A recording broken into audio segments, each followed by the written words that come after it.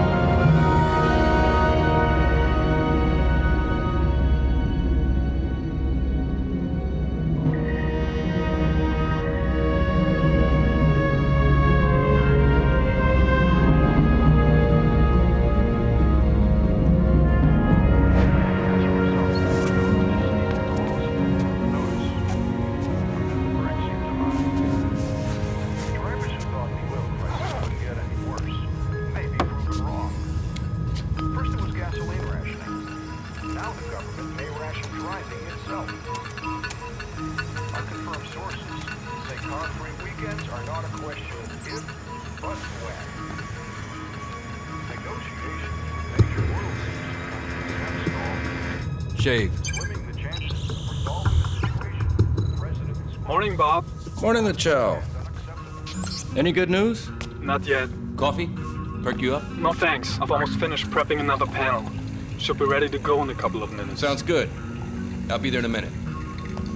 Up next, worst sandstorm on record blasts through Egypt. You give me coffee with no coffee? I'm sorry, we've run out. Well, then order some more. I'm sorry, no more food orders. We have enough supplies until station shutdown. Great. Glad to be of service.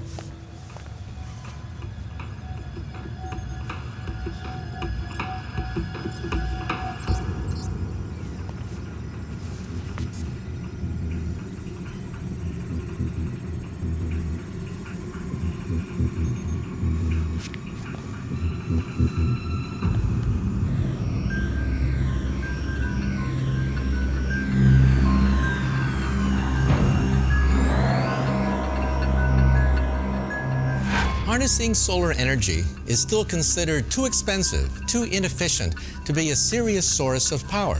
So why are scientists and oil companies spending millions of dollars investing in solar technology? Well, I'll tell you why. It's because sunlight is clean, it's safe, and oh yeah, it's also limitless. Now, get your head around this fact. Every second of every day, the sun produces billions of times more energy than is consumed by the entire planet. The trick is catching it.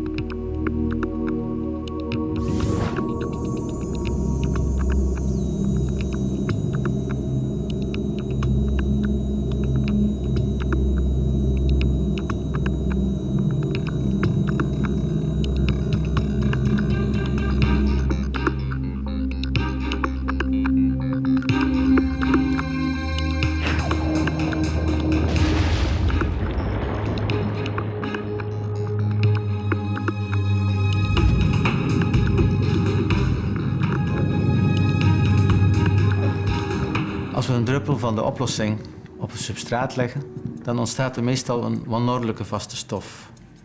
Zoals jullie hier een beetje kunnen zien.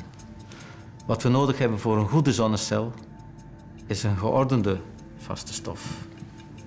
Waar de quantumdots op wel bepaalde plekken ten opzichte van elkaar zitten en waar we zo weinig mogelijk defecten hebben. Op die manier kan er een sterke koppeling ontstaan tussen de nanokristallen en kunnen de elektronen en gaten makkelijk doorheen de vaste stof bewegen. Op zo'n manier zouden we dus een zeer efficiënte cel kunnen maken.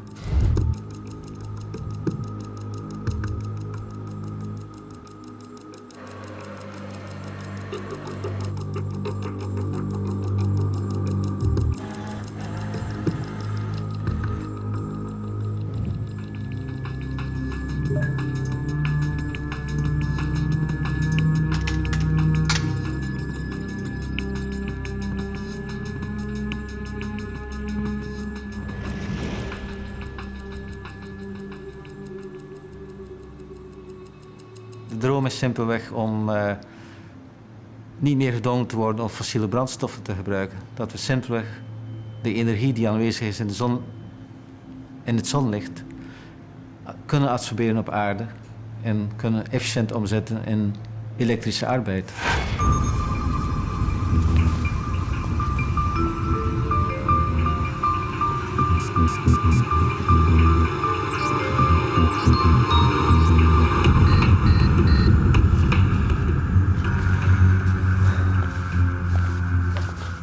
With time and patience, the mulberry leaf becomes a silk gown.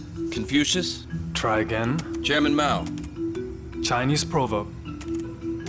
That was my next guess. I'm sorry. I'm patient, but we're running out of time on this. I know we can get to 80%. So do I. Let me take over. I'll clean the transmitter. Oh, Paula should be here soon to check the photovoltaic generator. What about the new batch of test fluids we ordered? She's bringing them up. Finally, some good news. The fluids or Paula?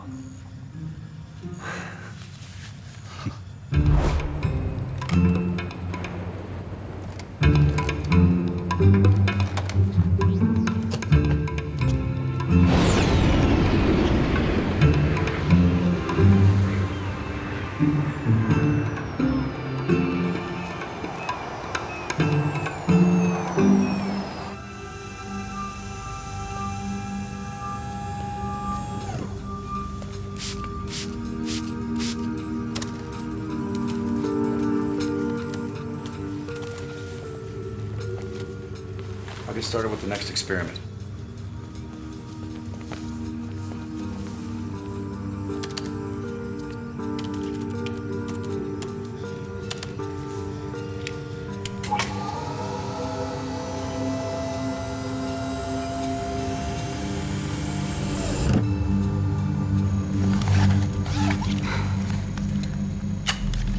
Hello, Paula. How are you today?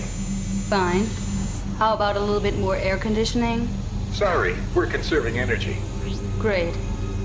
What's our travel time? 2 hours, 23 minutes.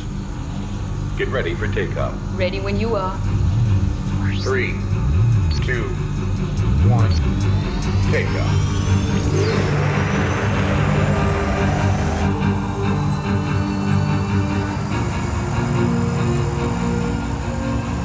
In the fairy tale Jack and the Beanstalk, a young boy climbs a beanstalk into the sky and reaches the clouds. Now, the 21st century version of this is called the space elevator. And oh yeah, it is physically possible. Now, amazing developments in nanotechnology may mean that in 50 years, a Sunday picnic in outer space may not be a fantasy.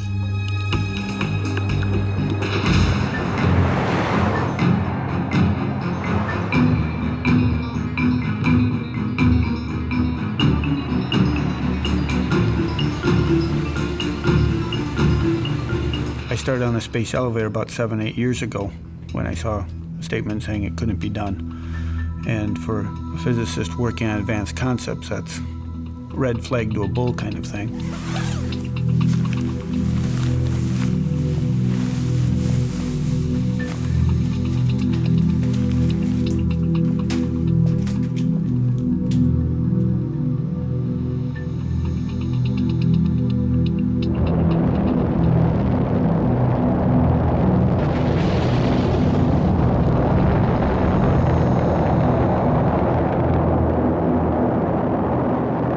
rockets right now are exciting because there's danger, there's flame, we don't want that.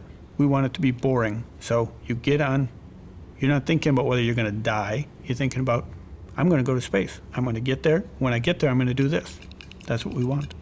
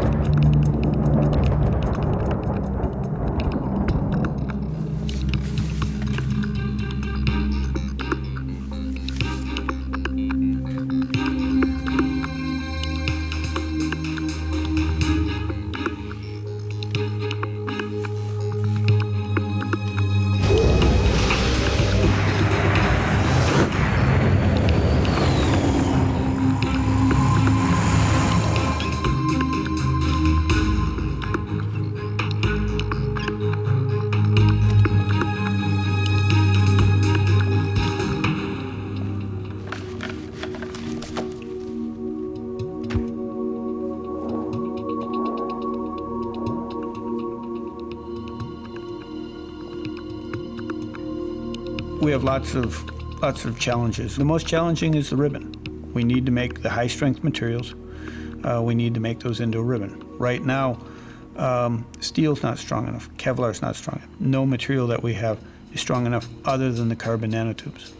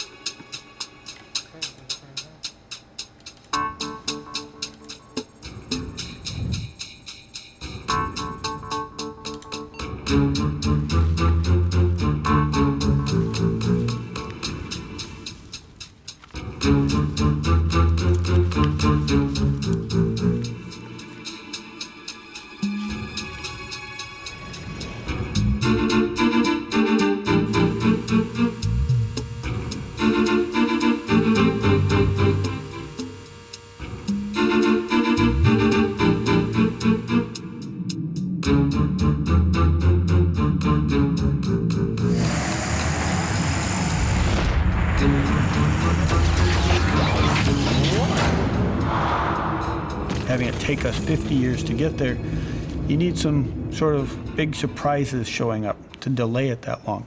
So I think 50 years we'll definitely have people going up, and it probably won't be just Bob and Lee Chow. It'll be tourists. It'll be more general public, in addition to workers, people going up for business, scientists going up for studies. It's a very realistic scenario.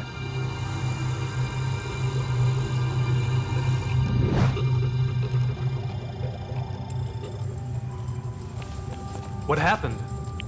I'm not sure. It seems to be acting up again.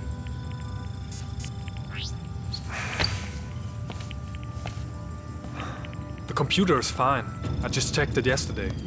Then why did it spike? I'll scan the drives again. I'll be right back.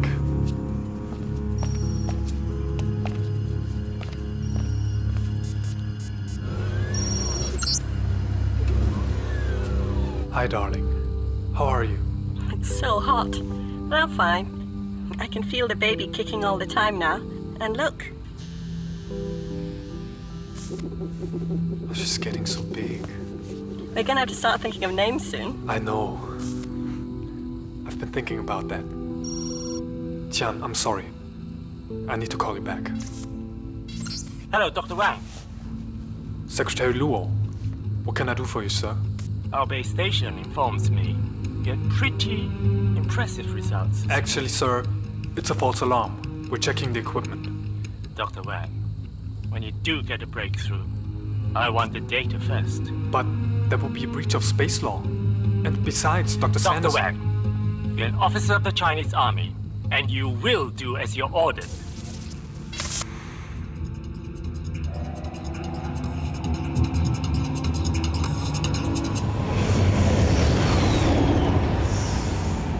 Be liable for the mistakes politicians have made over the decades.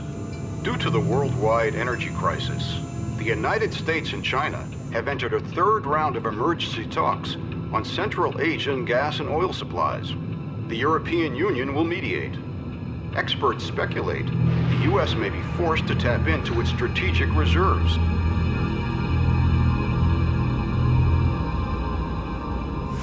After the last oil crisis, Germany, like many other European nations, needed an energy insurance policy, a strategic oil reserve of hundreds of millions of barrels of oil, enough to run the entire country for 90 days. Great. But what happens in the future when the world's entire supply of usable oil completely runs out? What then? Well, today, some researchers are trying to harness the power of the sun. Other researchers are even bolder. They want to create a sun.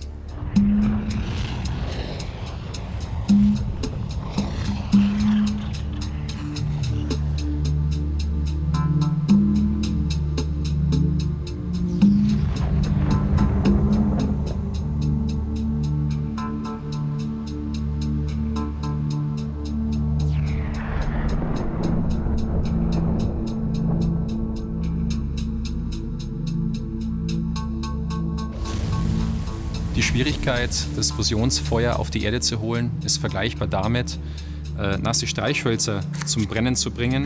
Das ist eine sehr schwierige Aufgabe. Wir haben aber in den letzten Jahrzehnten sehr große Fortschritte dabei erzielt.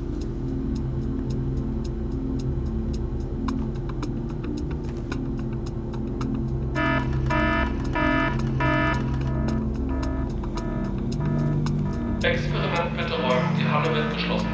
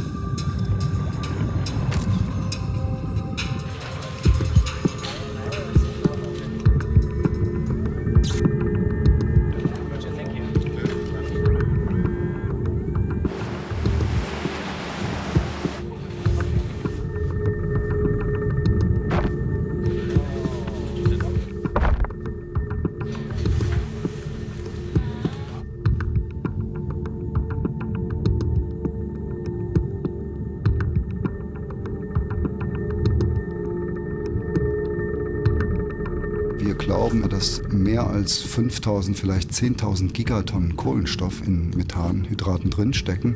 Wenn Sie das vergleichen mit unserer heutigen bekannten Vorkommen an Kohle, Erdöl und Gas, das sind etwa 5000 Gigatonnen, dann ist das die gleiche oder die doppelte Größenordnung.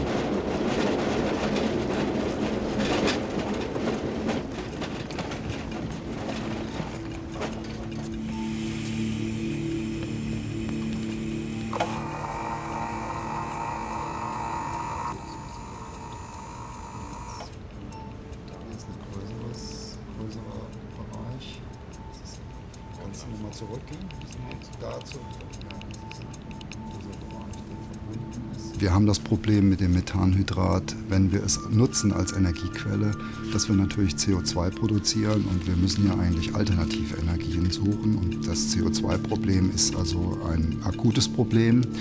Vielleicht schaffen wir das aber, mit dem CO2 zurechtzukommen und möglicherweise haben wir in 50 Jahren gar keine andere Chance und wir müssen das als Energiequelle benutzen.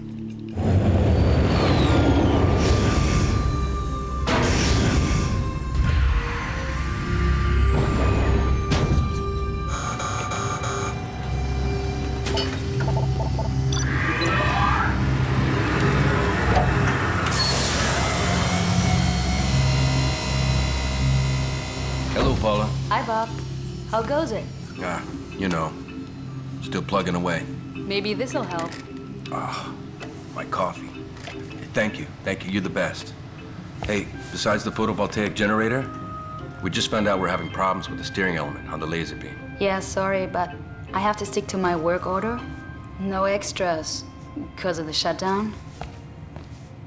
Well, you think maybe you can do it off the record?